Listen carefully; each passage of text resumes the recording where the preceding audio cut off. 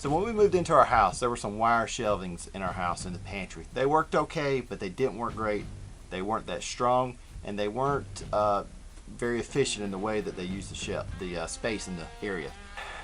And basically what I decided to do was to make two separate sides of the pantry, a left side and a right side. Left side is going to have mainly shelves. Right side is going to have some shelves and also some drawers. What I did was kind of laid out the things that we had in our pantry and looked at them to see what was the majority of the things that we had, cans, boxes, that type of thing, and then also other things that were sort of non-conforming sizes, oddly shaped things, and larger things. And I kind of used that to determine what I needed. But basically what this is it's going to be two different shelves, two different cabinets that are put in, one on the left, one on the right, with a corner unit. One of the sponsors of today's video is Rev-a-shelf, and they sent me a corner Lazy Susan unit that I'm going to show you in a minute, and it worked out really nicely, and I think it uses the space in that area very well.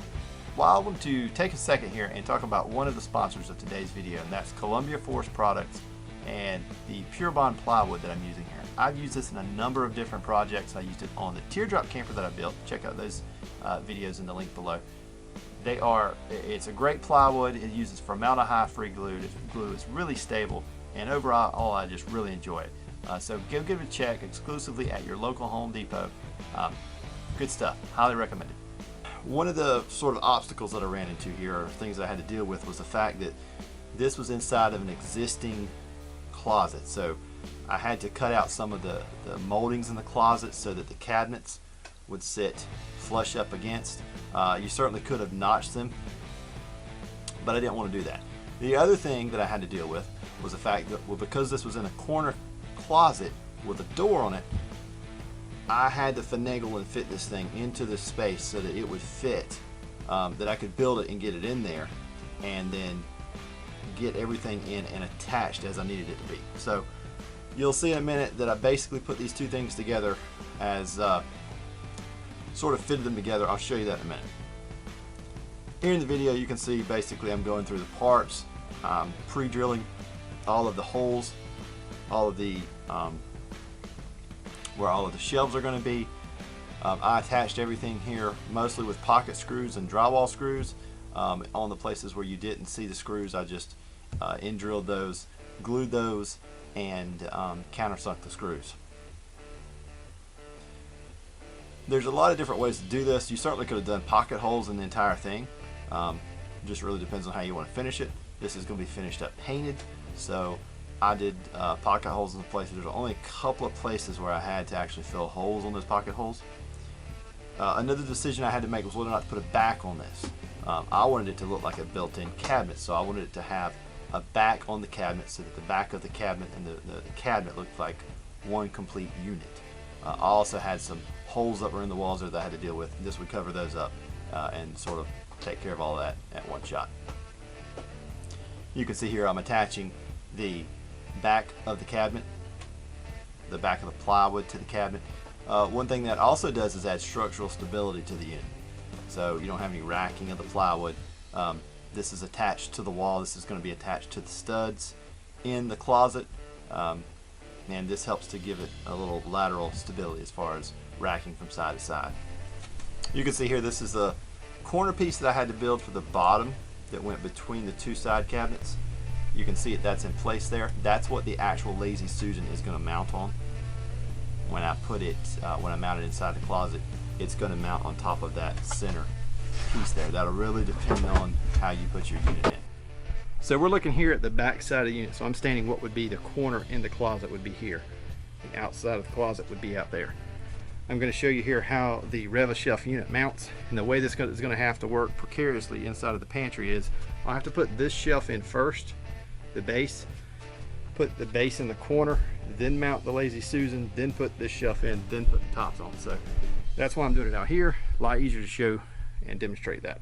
You'll see here, once I got the shelves built, I decided that I wanted to put front frames on the shelves. So I just used some 1x material and I glued that into place and put some brad nails into it.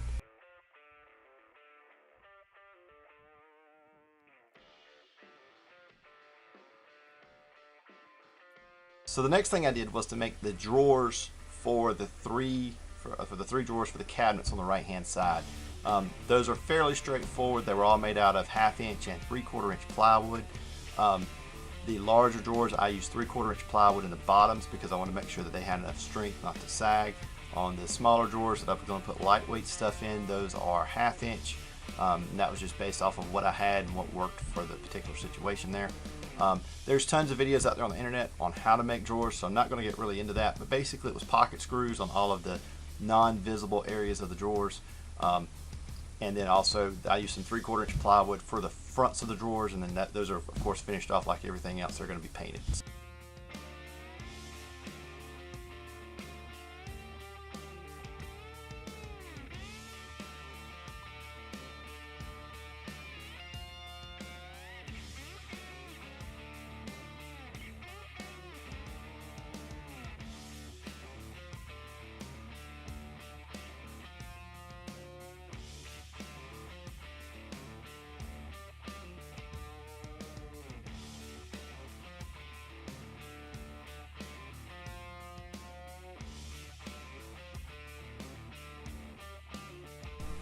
Alright, so you can see here we've got the shelves all put in. I had to put this shelf in first, then put in the Rev-a-shelf unit, then put this shelf in, and then put the tops on. The tops hold the entire thing together. I've got it attached through the strip back here. I put a strip on both sides here and one there. Those are attached to the studs to the wall, so that holds the whole thing together. I am really impressed with how this thing turned out. Got the shelves on the left hand side here. These let us get to all of these things without having to move anything to pull them out. That is super efficient.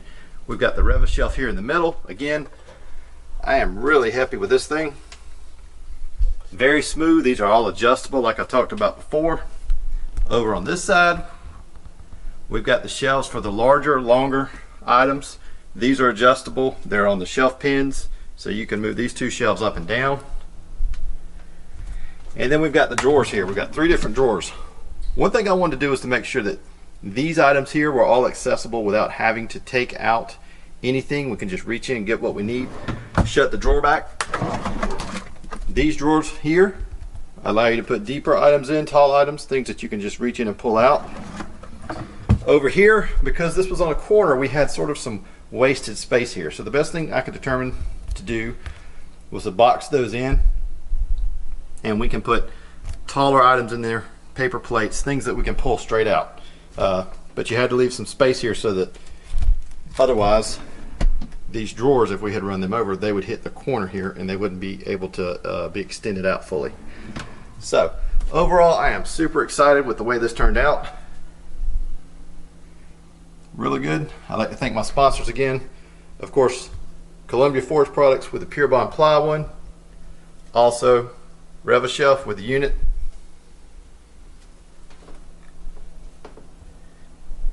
And that's about it. Don't forget to hit the like button down below, hit the subscribe button down below, and also check me out on Instagram and Facebook as I post other content there that does not necessarily make it to my YouTube page.